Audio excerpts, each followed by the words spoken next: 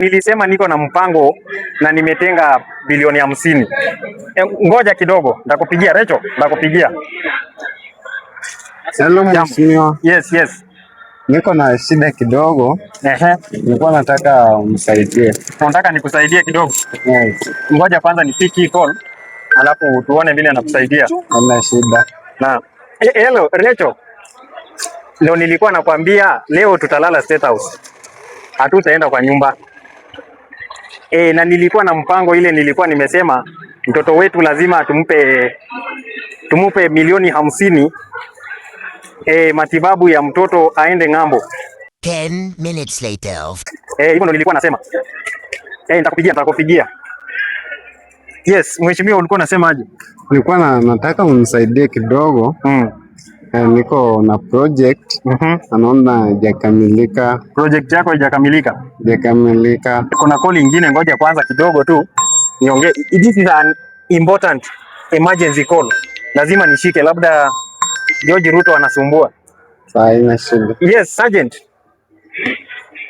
Ile maneno si tulimaliza? Nilisema nguruwe zote zitasafirishwa. Msipeleke Isili, huko ni kuna Waislamu bwana. Na ile basi yako ile ya Mudi, nasikia imekasirika sana. Ama iko Mudi? Msikuwe na wasiwasi. Ngoja kwanza. Ngoja nakupigia dakika moja tu. Unasemaje mwananchi? Niko na shida. Nilikuwa nataka kunisaidia. Unajua mambo ya siasa, mambo ya kupanga mikakati hapa na pale inaleta shida. Simu zinaingia mingi. Kukua rais sio kitu rahisi. Niliwaambia kukua rais sio kitu rahisi. Naelewa. Nilikuwa na shida, nataka unisaidie na niko na form. Nataka tuende kwa ofisi yako kidogo. Simu nyingine tena. Ngoja tu dakika moja. My lord. 6.5 hours later. Tulia tu ndugu yangu. Sawa. Tulia tu.